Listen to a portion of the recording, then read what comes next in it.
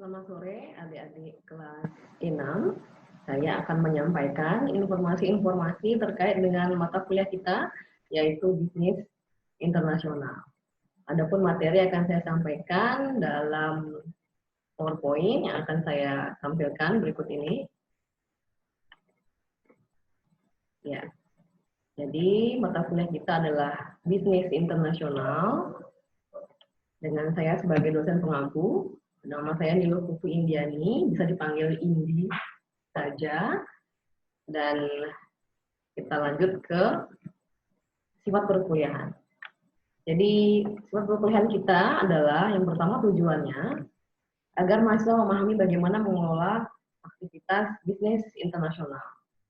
Yang pertama adalah memahami bisnis internasional, yang kedua memahami lingkungan-lingkungan dalam bisnis internasional, yang ketiga bagaimana melakukan riset pasar internasional, yang keempat adalah bagaimana melakukan segmentasi dan positioning internasional.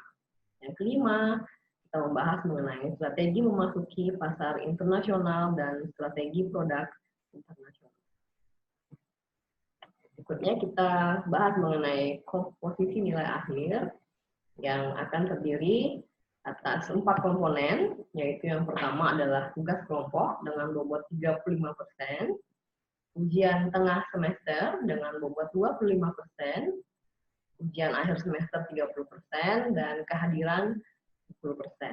Teknis mengenai rekap kehadiran akan saya sampaikan di pertemuan berikutnya atau melalui Korti masing-masing. Kemudian kita membahas mengenai tugas. Saya harapkan seluruh mahasiswa dapat membentuk kelompok yang terdiri atas beberapa mahasiswa.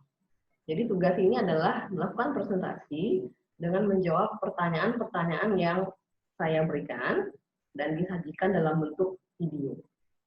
Jadi mahasiswa, masing-masing anggota kelompok, merekam video presentasinya di rumah masing-masing. Video-video tersebut kemudian dikompilasi menjadi video presentasi kelompok. Dan yang perlu saya garis bawahi adalah mahasiswa perlu memahami presentasi yang dibawakan, mampu memberikan contoh-contoh nyata, tidak sekedar membaca saja dari teks ataupun smartphone atau sumber-sumber yang lain. Kemudian saya harap cukup jelas untuk tugas ini. Kemudian buku yang saya gunakan, buku referensi yang saya gunakan adalah buku ini dengan penulis Kotabe and Helson.